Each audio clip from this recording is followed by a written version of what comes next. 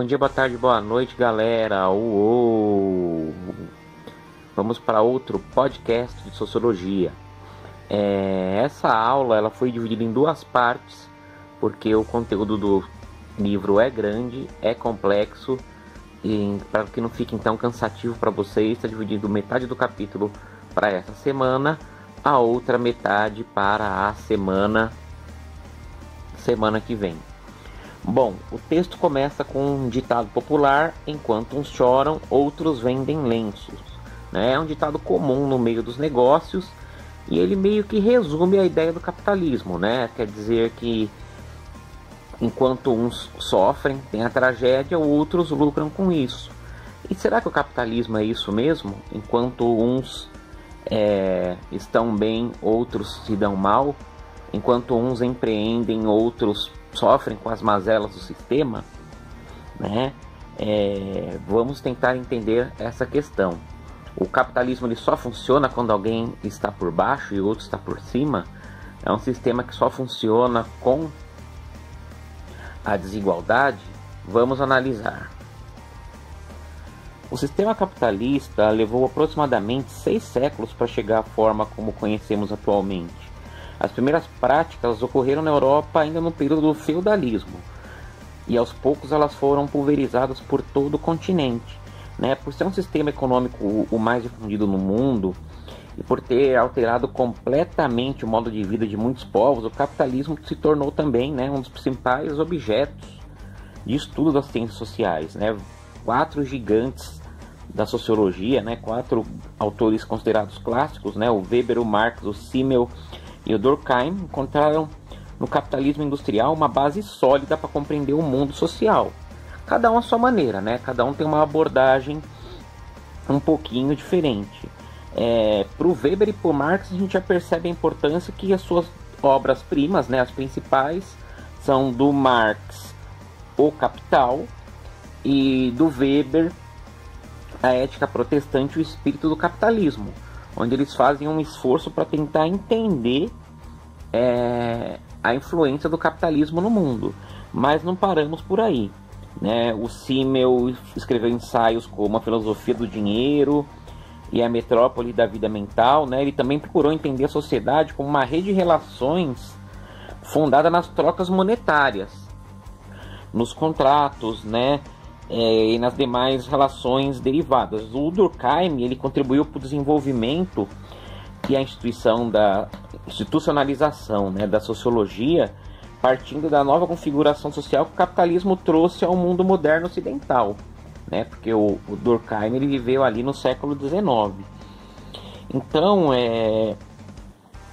outros historiadores, outros sociólogos também vão tentar entender o capitalismo, né? Por exemplo, o Richard Sennett, ele se refere ao capitalismo flexível, né? Ele observa como o capitalismo produz nos indivíduos uma série de sentimentos e práticas que não estão restritos ao ambiente de trabalho, mas estendem-se à vida cotidiana, né? O capitalismo decide muitas vezes o tipo de comportamento que nós vamos ter, com qual tipo de pessoa vamos nos relacionar, o tipo de relações que nós vamos ter entre os nossos familiares, né? É uma questão bem complexa. Até as relações afetivas podem ser transformadas em mercadoria, ou seja, né, em valor de troca. O Marx e o seu companheiro de trabalho, o Engels, no livro mais conhecido deles, não é o principal, mas é o mais conhecido, o Manifesto do Partido Comunista, eles já alertavam que nos modos de produção capitalista, industrial e burguês, até os laços familiares se transformariam em relações monetárias. Basta a gente pensar que nas famílias antigas, as famílias antigas de pessoas pobres, era comum ter muito filho para que os filhos trabalhassem e ajudassem na renda de casa, né? Porque crianças trabalhavam, né? Então, durante pouco tempo se sustentavam filhos sem ir trazer dinheiro de volta para casa. Então, as famílias se tornavam numerosas em números de filhos para que eles trabalhassem para ajudar os pais, né? As expressões capital, capitalista, capitalismo, né, elas surgiram bem antes do capitalismo como sistema econômico, né? Vem do termo em latim caput, né? Caput, que é cabeça, né? Então cabeça, capitalismo, principal, Né? Por que capitalismo principal? Porque a cidade mais importante é chamada de capital, né? Porque se relaciona com a cabeça, a parte mais importante do corpo, né? As pessoas vivem sem os membros, ou sem nenhum membro no corpo, mas sem a cabeça não tem como. Se corta a cabeça, a pessoa morre. Então tudo que é importante leva esse nome aí de capital, né? De importante. E dessa forma, como o dinheiro se transformou na principal questão no mundo capitalista, né? Então o sistema levou esse nome, né? Porque nem sempre o dinheiro foi o mais importante. Na Idade Média, por exemplo, a posse da terra era muito mais importante do que de ouro e prata em si, né? É importante ressaltar que na prática, para além das origens das palavras, o capitalismo começou a aparecer por meio de umas pequenas mudanças no espaço e na lógica do trabalho, né? A mudança do feudalismo para o capitalismo não foi apenas só no modo que as comunidades lidavam, né, com as trocas comerciais, e sim por causa da expansão dos burgos e das feiras livres. Essa mudança ocorreu no modo de vida das pessoas e na relação pessoal delas com o trabalho, né? Quando se fala em mudanças nas relações de trabalho, a gente pode ver, por exemplo, como os contratos de trabalho eles estão mais flexíveis, né? E eles colaboram assim para a falta de compromisso entre o trabalhador e o próprio empregador. Enquanto o primeiro aparentemente ganha mais liberdade no trabalho, o segundo já não é obrigado a cumprir todas as exigências previstas nas leis trabalhistas.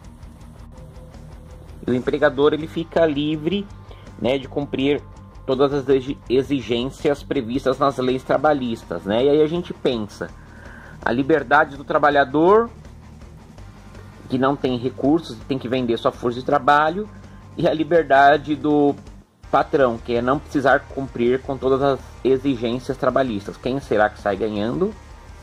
Começa com pai e termina com trão. O desenvolvimento do capitalismo ele implicou diretamente numa mudança no modo de vida das pessoas que compõem as sociedades ocidentais, né? Assim como as relações de trabalho se tornaram mais rápidas e supérfluas, o mesmo ocorreu com as relações pessoais dos indivíduos. A relação com o tempo também sofreu alterações. Já que estamos o tempo todo conectados, podemos falar em qualquer lugar, né? Estamos aí à distância numa aula de sociologia. E a gente percebe também, né, que os relacionamentos já não duram mais tanto tempo, né? Os avós passavam 40, 50, 60 anos casados, os pais já nem tanto, nossa geração menos ainda, né? Então é uma questão, né, que as relações vão se tornando mais rápidas e supérfluas. E muitos pensam, né, que o capitalismo é insuperável, né? Só que ele produz desigualdades profundas, né? Explorações inegáveis, né? Para poder funcionar e vender lenços, o capitalismo precisa que as pessoas chorem. Então, o capitalismo é isso, só dá certo se alguém se der mal, né? Se diz muito que o socialismo deu errado, mas olha o nosso planeta, onde a maioria das pessoas é miserável, né? Se o capitalismo tivesse dado certo, o planeta todo teria condições de vida boas. Não é o que acontece. Vamos tentar entender algumas modalidades do capitalismo, né? O capitalismo comercial ou mercantilismo é aquele que surgiu lá no finalzinho do feudalismo europeu, né? Entre os séculos 9 e 16, onde ocorreram as primeiras etapas da acumulação primitiva do capital, né? Se obtinha dinheiro através do comércio. O sistema feudal ele vai conviver no seu final com o mercantilismo, que foi impulsionado pelas grandes navegações, né, no contexto, por exemplo, da colonização do Brasil. Esse contexto do alargamento de fronteiras, circulação de capital, ele foi aos poucos desenvolvendo um novo mercado, com sistemas de troca e uma divisão do trabalho mais complexa do que as anteriores. O mercantilismo ele tinha naquela sua base a balança comercial favorável, né? Ou seja, a metrópole só ganhava e a colônia só perdia. Por quê? Porque a metrópole precisava acumular metais preciosos, que era o que era o mais importante desse período conhecido como mercantilismo. E a mão de obra desse período era basicamente de escravizados. Inclusive, os escravizados eram uma mercadoria que contribuía para a acumulação de capital. Houve mais mudanças também, né, no período de transição do feudalismo para o capitalismo. O senhor feudal detinha o poder, passou a ser a burguesia, né? O centro do poder, né, a riqueza, era a posse da terra no feudalismo, passou a ser a posse do capital no capitalismo. A atividade econômica principal no feudalismo era a agricultura, no capitalismo passou a ser o comércio. O objetivo da produção era para que as pessoas sobrevivessem, né, a subsistência no feudalismo, enquanto no capitalismo é o lucro. O modo de produção no feudalismo era artesanal, o modo de produção no capitalismo era o industrial. A tecnologia empregada durante o feudalismo era baixa, já no capitalismo é alta. O trabalho durante o feudalismo era o trabalho servil, já para o capitalismo é o trabalho assalariado. A situação do trabalhador, né, o servo, ele era preso à terra durante o feudalismo, ele não podia ir embora de lá, não recebia nada e não podia ir embora. No capitalismo, o trabalhador é livre, pode ir para onde ele quiser, para vender a força de trabalho para quem ele quiser, só que não tem ninguém que o proteja. Então, uma diferença também para o feudalismo. A relação de trabalho entre as pessoas era a honra no feudalismo, no capitalismo o contrato social, e a possibilidade de ascensão social no feudalismo é nula. No capitalismo é pela meritocracia do trabalho, quando muito raramente isso acontece. E a base do conhecimento do feudalismo era os dogmas religiosos católicos, e no capitalismo é o saber científico, né? Esses tópicos são uma breve explicação, gente. Se a gente entra para discutir cada item, a discussão vai longe, né? A gente está sintetizando as coisas, né? No feudalismo, por exemplo, já existia uma produção científica nas universidades. As universidades eram importantes durante a Idade Média, né? E mesmo no capitalismo, as leis religiosas são importantes, né? A religião não morreu como muitos previnham, né, que a religião morreria. Ela não morreu.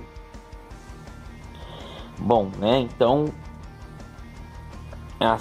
os burgueses, eles surgiram nas cidades que ficavam ao redor dos feudos, né, chamados de burgos, né? Como eles cresceram aí sem que ninguém os protegesse, mas também com liberdade para fazer o que desejassem, né? Não estavam presos à terra como o senhor feudal.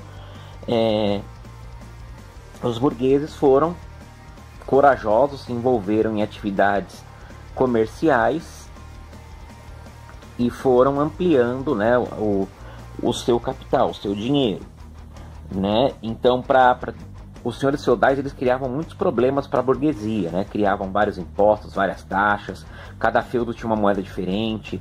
Então os burgueses se apoiaram no poder dos reis, que até então os reis durante a Idade Média não eram muito poderosos. Então a burguesia se apoiou nesse rei simbólico para unificar o poder em torno dele. Essas monarquias centralizadas que fundaram os estados nacionais começaram a criar leis que favorecessem os burgueses. Só que alguns burgueses, não eram para todos. Por quê? Porque era o absolutismo monárquico, e o absolutismo monárquico era baseado principalmente no monopólio.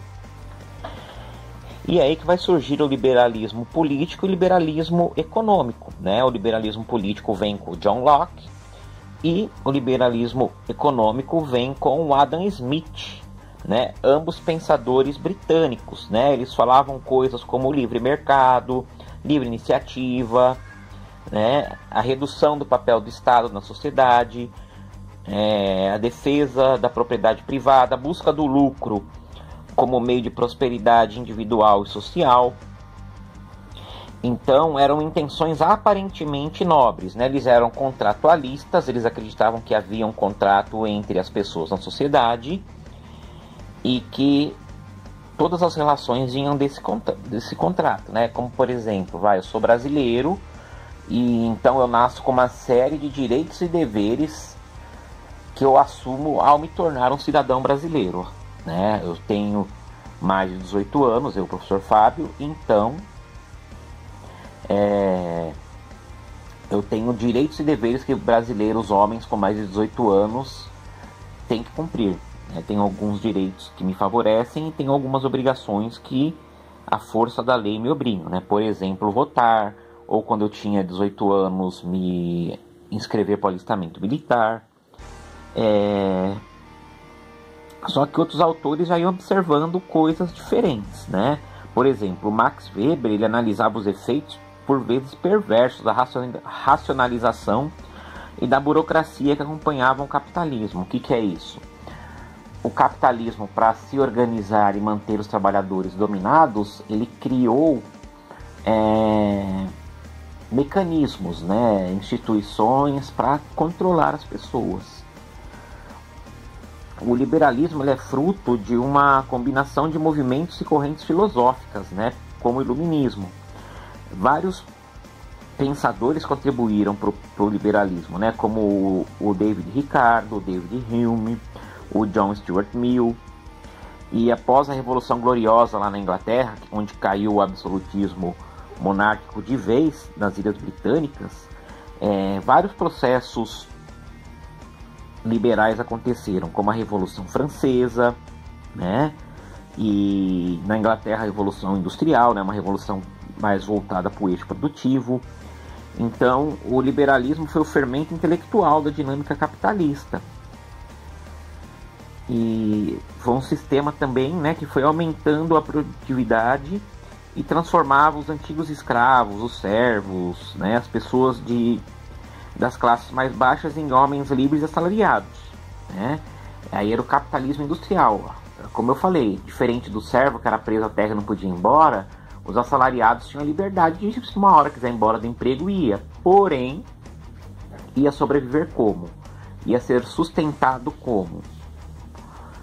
Essa que é a questão.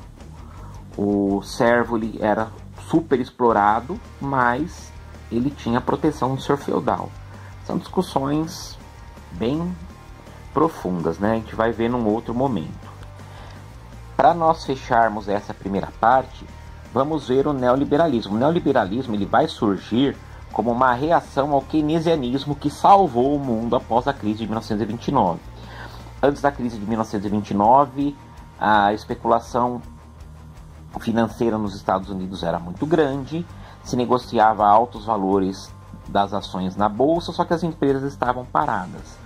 O capitalismo era governado pelo próprio dinheiro, o resultado foi uma crise econômica gigantesca, absurda.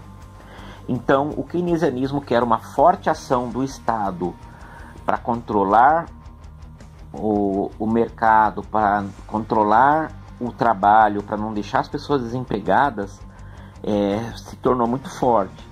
E aí o neoliberalismo ele pode ser considerado uma atualização das premissas econômicas clássicas liberais. Também fala de livre mercado, de livre concorrência, né? Só que o neoliberalismo está inserido no contexto do poder das empresas transnacionais, né? Da era da informação, a especulação financeira, essas crises cíclicas, né? Podem ver que toda hora a gente está em crise. A influência de órgãos internacionais como o Banco Mundial e o FMI, e o principal para nós, a flexibilização e precarização do trabalho. Essas coisas que, por exemplo, o patrão pode, na atual situação no Brasil, fazer o trabalho intermitente, né? O que é isso? O funcionário fica em casa, quando tem trabalho o patrão chama, quando não tem manda embora, quando tem trabalho o patrão chama, quando não tem vai embora. Ou seja, o empregado que arca com as situações de baixa produtividade. O patrão vem só a parte boa, só gasta quando vai ter lucro. O empregado não, ele só vai trabalhar se o patrão tiver êxito nos seus negócios, senão ele fica parado, né? Fica parado à espera de ser chamado. É uma questão bem complicada. É aquilo, tudo bem, a baixa produtividade complica para todo mundo, mas por que só o empregado tem que arcar com o prejuízo de uma queda de produtividade, né? E a partir dos anos 1970, a primeira-dama inglesa Margaret Thatcher, primeira-ministra inglesa Margaret Thatcher e o presidente americano Ronald Reagan foram os líderes do neoliberalismo, né? E se espalhou por várias partes do mundo. Se tornou mais intenso esse fenômeno do neoliberalismo após a queda da União Soviética e do bloco soviético ali no leste europeu, né? Parecia que o capitalismo não enfrentaria mais nenhum opositor e o neoliberalismo se fortaleceu pelo mundo. Bom, galera, respondam as 5 perguntinhas do questionário. Na próxima semana vem a segunda parte desse capítulo, beleza? Até mais, galera! Uou!